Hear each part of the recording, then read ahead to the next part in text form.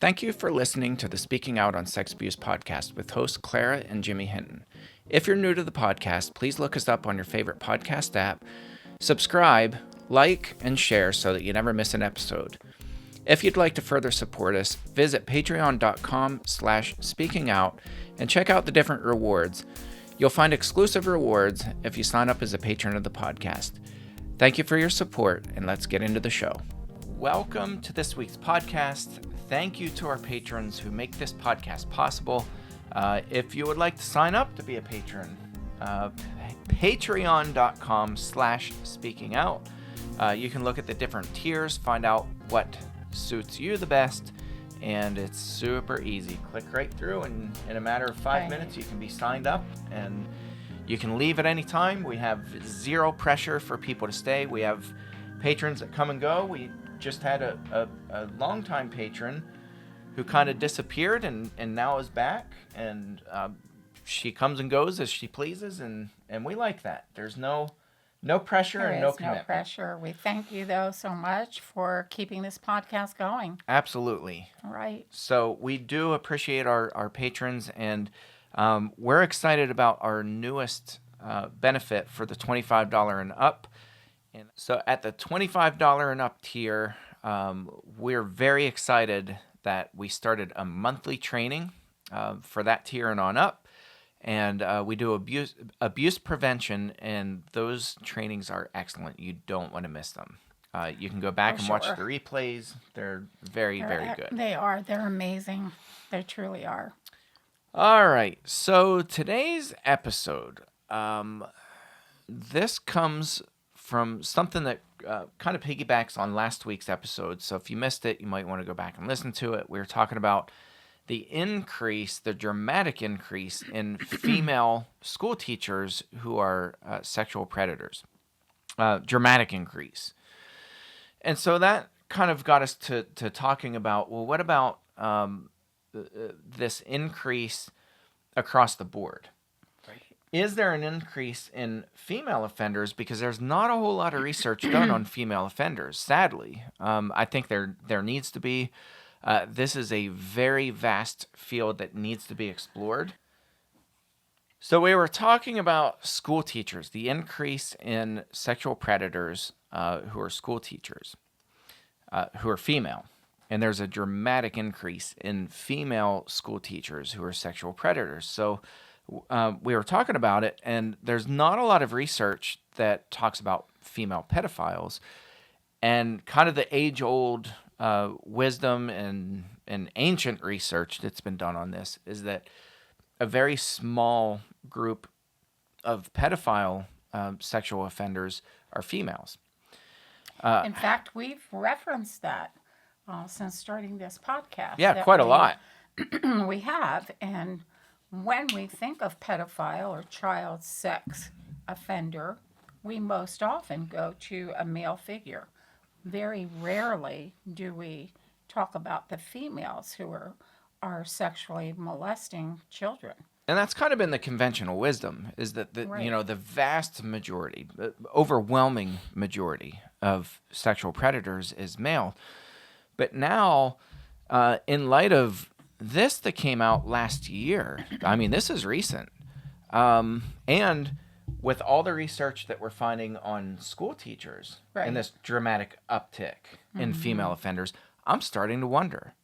I have a hunch that there are a whole lot more female sexual predators out there than what we ever realized. And I'll talk a little bit about kind of my thoughts on that, but first we just want to highlight this study that was done. And so I will again link to this article. This was Daily Mail. And the title of the article is that number of female pedophiles nearly doubles in 4 years. Warning over 2,297 cases of abused children as, quote, lack of understanding, unquote, means women are less likely to be reported for crimes.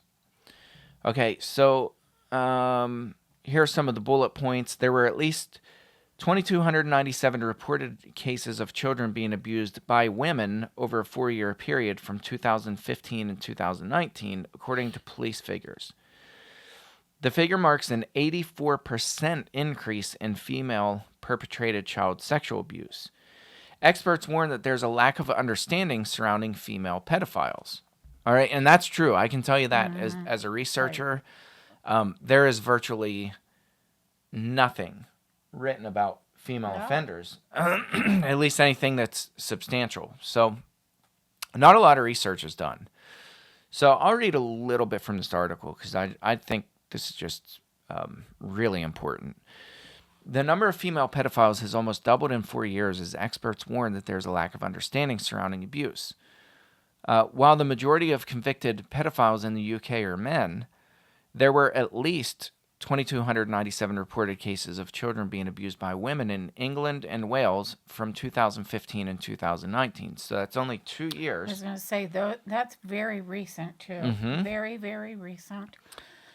The shocking figure marks an 84% increase in female perpetrated child sexual abuse from 1,249 cases in 2015 to 2,297 4 years later. A Freedom of Information request by BBC Radio 4 has revealed. All right, so what they were saying is in this study, what they found, and it's not really a study, it's just a Freedom of Information release. So it's not a technical study or analysis on this. This is just looking at hard data, and I think that's really significant. It blew me away, Jimmy, when I read those numbers. I was talking with you prior to this podcast and saying, when we think of women nurturing children. I mean, they're the ones that in daycares change the diapers. You know, you think of things like that. Take a child to go potty. We think of the woman in the kindergarten school situation or the young, elementary school, and they are motherly and kind, and they are the ones we entrust our children to. Then when you read this, it blows your mind away. These are not like soft core cases. A lot of these were hardcore. No, and that's the thing. Yeah, and the number of victims is right on par with male offenders. Absolutely. And so the one I think said she had 54 Another one had confessed victims. 67 or 68 victims. And I'm thinking, this is unreal. We have not come across this kind of data before. So this strikes me as being really something that we need to put, neon signs above, because our eyes shouldn't just be on men and their behavior, and I don't want to call it red flags, but they're telling signs, but also with women. And that's frightening. It's just frightening. And how confusing for a child is that? Right. I mean, it is more, I think, in line with our thinking to think as a male as being the offender than a female. Because I think it's expected. It's It is. The masculine, men are, they're seen as dominant. Right. Domestic violence, you have the majority of Yes. them, the offenders are male, on and on and on. And so, there's a whole host of reasons, I guess, assumedly, Let's face it, why when we it's think males. of a But mom with a young child, they are the ones that, birthed this child. So they hold them more most often. I mean, let's face it, they do. Most often, they are the ones that tend to bathing and the brushing of the teeth and take them to get potty trained and all those kinds of things. The fathers are not. And the men, when you think of men, they're most often not in daycares and not in those situations. So you think your child is going to be safe when in the hands of a woman, but obviously not so. well, we know for a fact, last week's podcast, we know that when your kids are at school, they're not safe. No, not at all. Not at all. It could be all females, and your kids aren't safe at school. Which it's just so concerning. The It number of really is. female school teacher offenders is, I mean, astronomical. And so here, another quote from this Dr. Andrea Darling, a criminology researcher at Durham University, told the BBC that the actual figures could be far higher, as all child sexual abuse is typically underreported. That's a fact. In addition, there's often a lack of understanding surrounding female perpetrated abuse. She said that means that potentially abusive behavior that may have been picked up if the perpetrator had been a male is explained away. Exactly what So, we're talking about. Exactly. That's right. So, what we're talking well, about. Yeah. no, it couldn't be because, most offenders are male. And so, Right. it's already easy enough to explain away abuse It is. with males. Right. And now you factor this in. And here's the other thing, too. Female offenders know this. Absolutely. And so it makes them emboldened. If you think they're not brilliant, think again. Absolutely. Getting away with abuse in plain sight. Think about it. How easy would it be for a female offender? Because we naturally look to them to pick a child up on their lap, to go in with them when they're bathing, to do things like that. So that is not uncommon for us. Yeah. At all. Yeah, here's one in the story here. This is Vanessa George, age 49, as seen in her police mugshot, was dubbed Britain's worst female pedophile after sexually assaulting up to 64 children as young as 2 at a nursery in Plymouth. Here you so go. here it is, Nursery, daycare yeah. worker.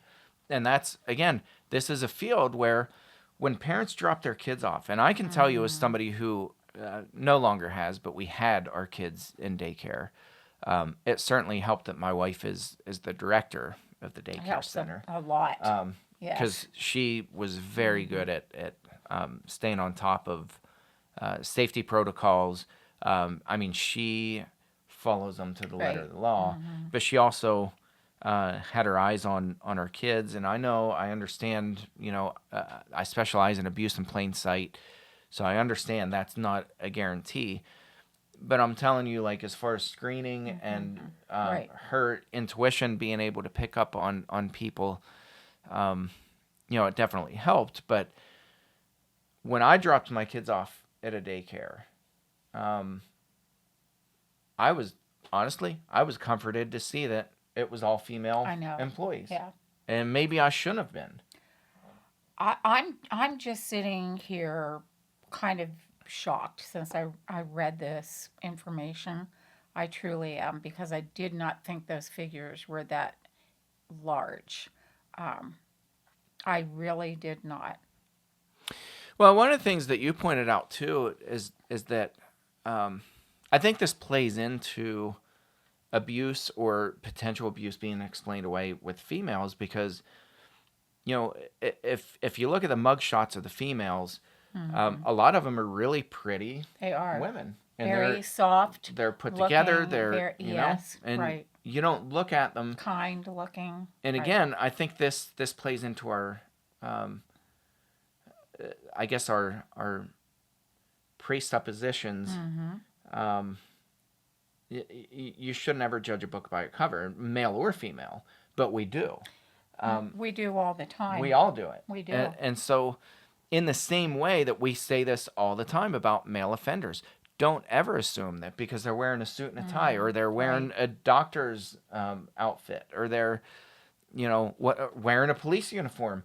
Don't ever assume that they're a safe I'm just person. shaking my head because it's so hard to trust people anymore, isn't it? It is Yeah. really difficult to trust when the outward appearance can be so very different from the heart, from the inside. There again, we go back to those fruits that we talked about. And I think that is one of the most valuable tools that we can give anyone. Yeah, Is to go down that list of fruits with anyone, male, female, any age. It doesn't matter, young, old. You can see there are variable ages of these women. I just, yeah. I don't know. We need to be on guard 24/7 Yeah. We really and truly do. I mean, here's another one. You look at her, you look at her mugshot, and you're like, She is a very pretty there's young no lady. way. No, But I would here's her never story. suspect her. Let's see. I mean, I'm gonna read some of. I mean, the one before this was a teenage abuser. This isn't the one that we're talking about now. This is somebody they wrote about. This Sophie Elms became Britain's youngest named female convicted pedophile after admitting 16 charges against young children. Elms was only 17 when she committed offenses against two young children, aged just 2 and 3 years old. She pleaded guilty to the charges against her during the trial at Swindon Crown Court in 2019 and was sentenced to 7 years and 10 months in jail. These included penetration, sexual assault, taking and distributing indecent photographs of children. So these are not light crimes. No, These are no. just like the male counterparts. These are very sick, twisted people. And then here, they even call this next one Sick Christine Callaghan. Was also jailed for 12 years and 4 months. And this is the one that, you look at her mugshot and you're like, she doesn't look like No. quote unquote And we have typical, that and there is no such preconceived thing. idea Yeah, of there's no such thing as a what we typical think offender. someone should look like, but she's But you'd never know to look at her. never, ever. So she was jailed for 12 years and 4 months in August in 2019 after she admitted 4 counts of child sexual abuse charges.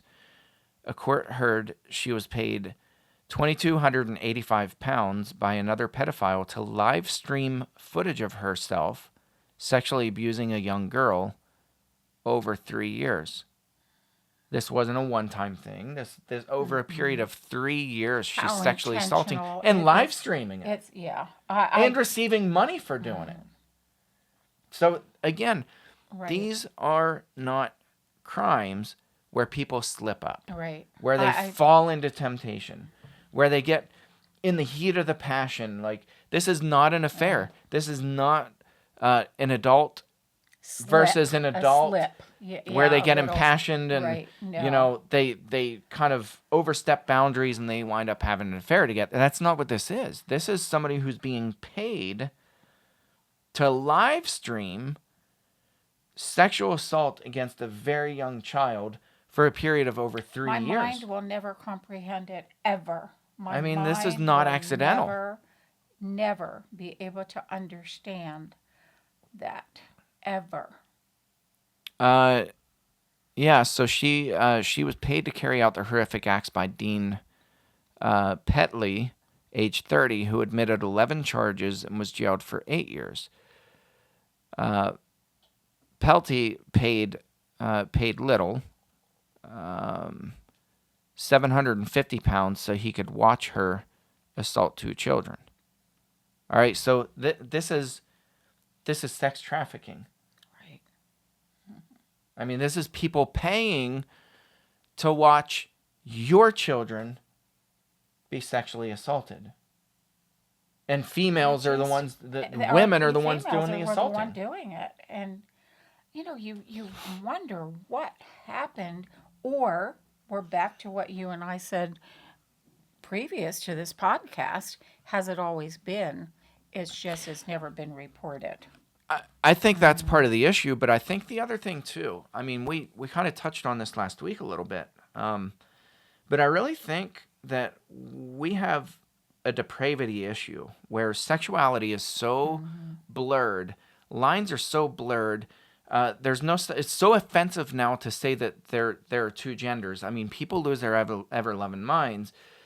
They talk about gender fluidity, sexual fluidity, that there's no such thing as heterosexual sex anymore. It's all like you kind of go in and out of bisexuality, homosexuality, heterosexuality, asexuality, pansexuality, on and on and on and on. And they're teaching this crap to kids that sex is very fluid, and it really, really messes with people's sense of boundaries and right from wrong, and it's so confusing, and I can't keep up. No, I have well, the 2 degrees, and I can't keep right. up. The terms alone are so confusing. I've taken classes on that because of my work, and I can't keep up because things keep changing so fast So I in think, that yeah, area. I think when you have confusion, so much confusion,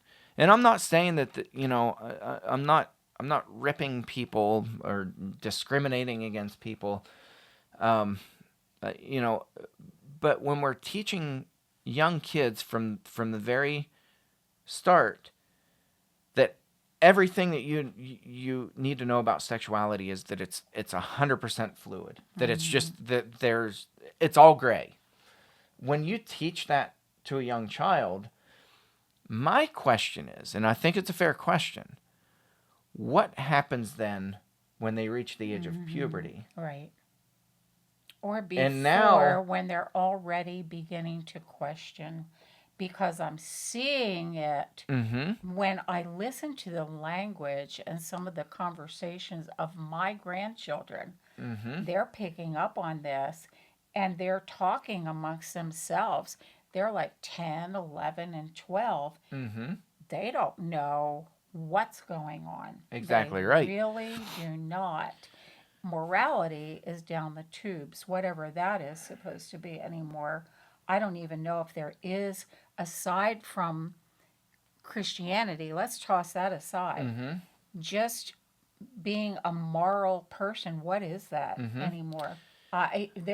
There's no parameters on that. Well, it's not just morality either. It's the hypersexuality. And So I mean, oh we wow. live in a pornographic age where, again, the average age that humans start viewing hardcore pornography is the age of 8.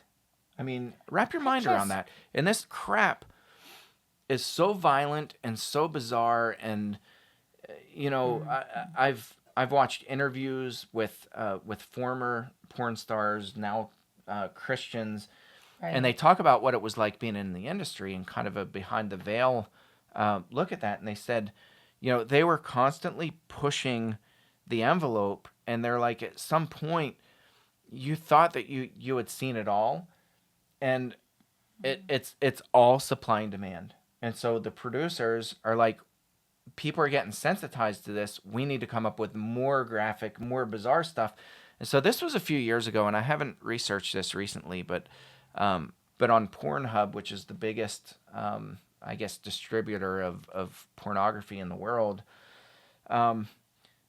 Again, this was probably 3-4 years ago, but the number one searched terms were step parents, or step siblings, so step familial sexual intercourse, and then so this one actually kind of surprised me, but it was either ranked number 2 or number 3 for the most searched pornography terms in the world was shemale. So it's the Oh, I guess female on top and male from the oh, waist oh. down kind of thing, and it's this bizarre, violent.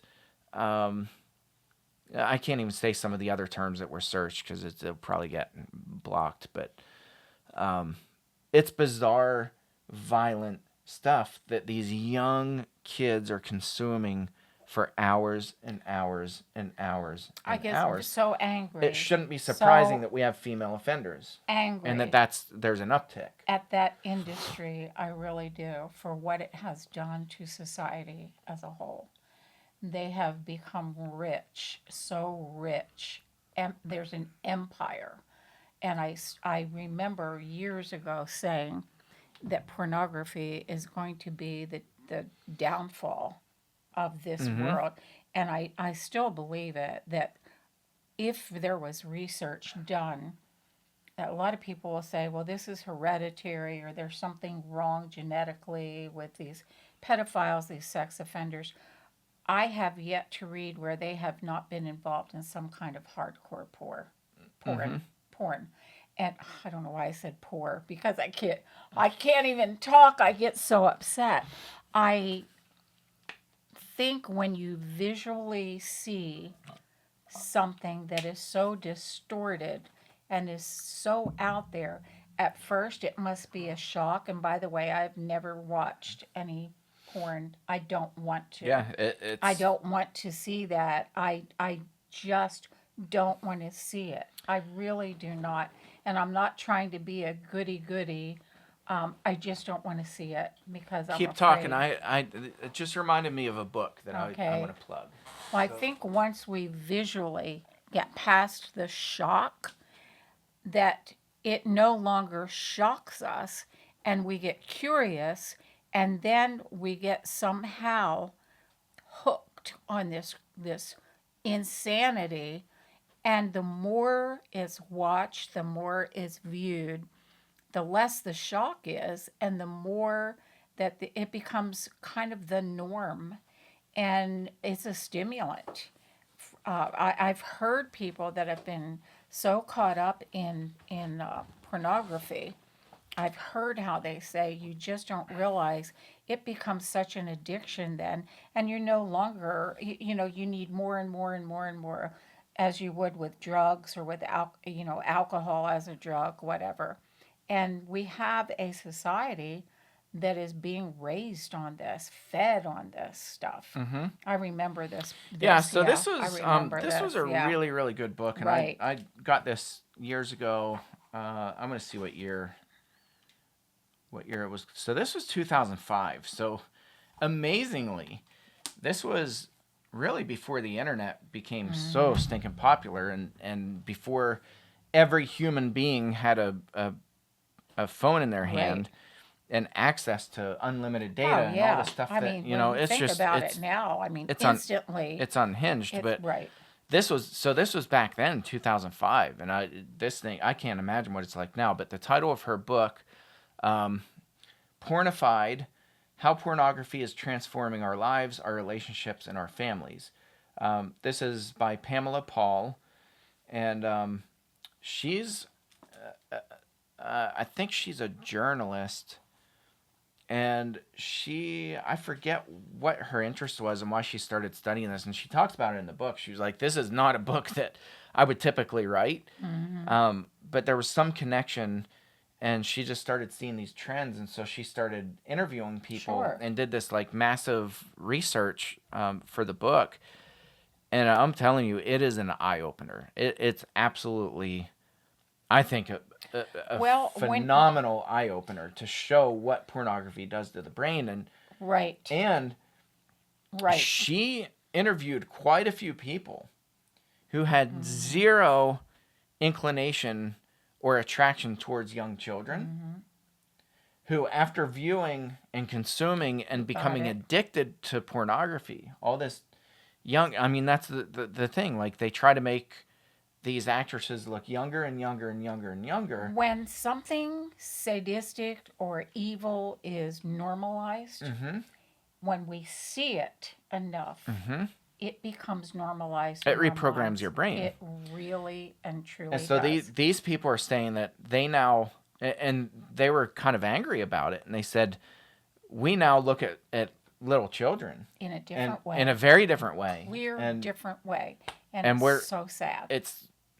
they flat out said, like, small children turn us on now, when we never ever were turned on by children. There was Stand by nothing that. there. Once we see something, how do you can't take an eraser and just go across there and erase it. It's there.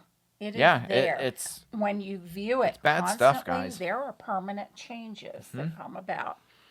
yeah. If we go back to the scriptures, we're warned about that over and over and over again.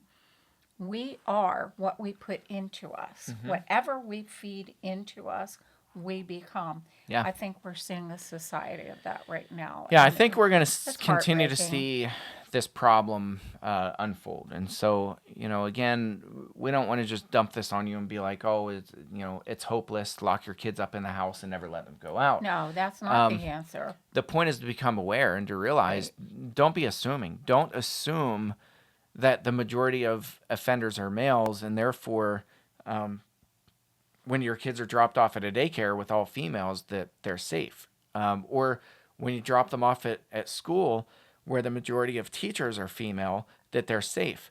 They're not. They're not any more safe Not than at they are all. anywhere You know, else. I began reading a book on addiction, and it is a book on drug and alcohol addiction. And these ladies is written for women by women. And they're talking about how society expects and often applauds you if you're a woman and you're a businesswoman and you're walking around with that glass of wine or that little bit of whiskey, over ice, and you're drinking it, and you can keep it all together, and you are brilliant in the field of business and all of that. But these women talk about that critical tipping point moment when they realized, I think I've crossed the line and I have a problem. But it was a slow evolution to that. And I believe pornography works that same way. And by the way, these women, as I'm reading through this book, they began with alcohol and smoke. Then it led to alcohol and smoking pot. From alcohol and smoking pot, it led to sex with bosses and secretaries and whatnot. Then that led to other things, finally, to all kinds of porn and, everything you can think of was involved, but it was a slow ebbing, a slow decline, a slow getting from point A down here. And I really think we as a whole don't realize when it's happening even to us until, whoa, we hit that wall and then we don't know what to do with Well, it. I mean, it really is becoming so normalized, and I think Yes. that's the thing that we really ought to focus on as parents. We need That's to what be more I'm, involved, and you're that's seeing what it right. in schools over and over. I just saw it. This was just in the last couple weeks. There was a parent who was reading a book, and you see these videos all over the place. But this parent was at a school board meeting reading a book that was in his kid's middle school. His kid checked the book out, and he was reading from it, and it was about eating the P word for down there on a woman, and he said it uses that word. I forget how many times, and he's reading direct quotes from the book, and he said, "Why is my child able to even view this book, let Right. alone check this book out?" Wow. And that's Wow. board And approved. right. And every book, by the way, And me being on a school board for 15 years, we approved the book. absolutely. So it's not accidental. It's not like No. that book just kind of found its way No. in there. This is by design, and we're seeing more and more and more of this. And so we are genuinely a pornified society. And you're told if you oppose that you're not tolerant. You're a homophobe. You're a xenophobe. You're a racist. You're a whatever. I guess label me. And it's so exhausting. Because you're It's right. so Yeah, exhausting. it is. And I think people need to just push back against that. And, we've not been real vocal about that kind of stuff, but it's out of control. And I think it's time to start pushing back. And we've got to fight for our kids. Because when this kind of crap becomes normalized, and even in the advocacy community, this kind of crap gets normalized. When And then they cry wolf, and they're like, "Oh, we don't know why so many abusers are out there." Because we're if not we pushing back against right, if we this stop kind of thinking. and think of the harm that this kind of stuff does to an innocent child, they don't have to be physically abused at first, Right. Because they're already being emotionally and mentally abused. This is Right. abuse. Absolutely. Feeding a child this kind of stuff, allowing them to have a phone 24/7, unsupervised, where they can view it. Absolutely. I heard That somebody is- else describe that as abuse, and I wish I could remember the source. Well, but I consider that abuse. but somebody said I truly do. it is abuse to put Yes. a phone in the hand of a kid and have Jimmy, unhindered I totally access agree, to and the I internet. know I That's may abuse. be attacked for taking that position, but that is where I stand with that. We need to take care of children. We truly Absolutely. do. We Yeah. truly need to So, protect we them. have our work cut out for us, but We do.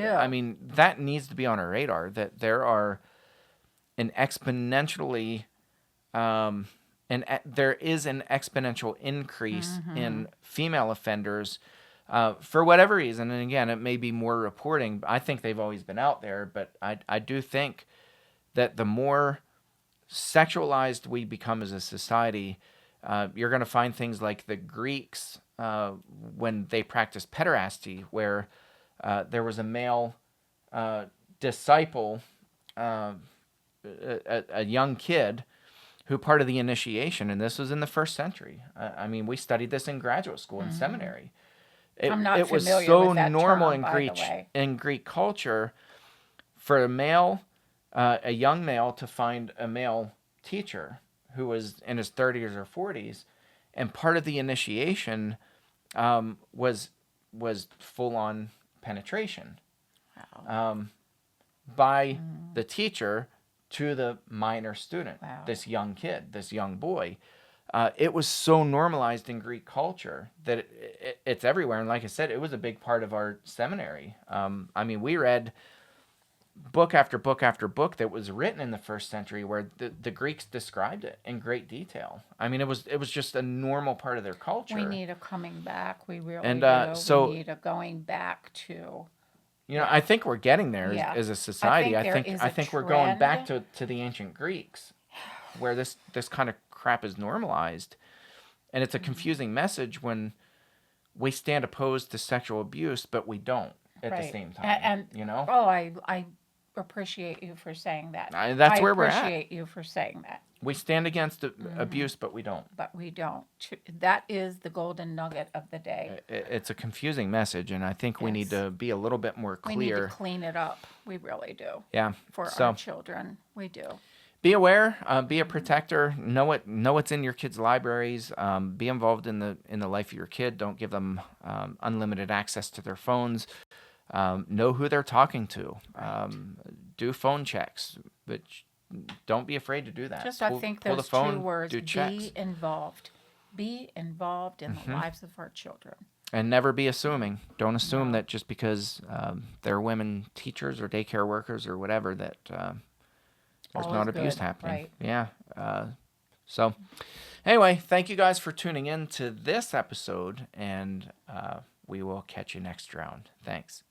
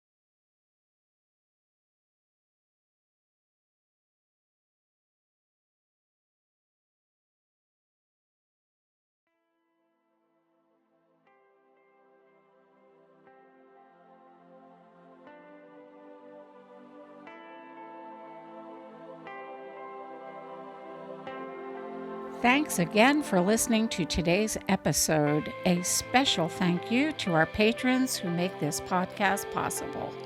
Please help us get the word out by searching for the Speaking Out on Sex Abuse podcast in your favorite podcast app. Be sure to hit subscribe and rate the show. Please consider supporting the podcast by becoming a patron and check out the rewards our patrons receive.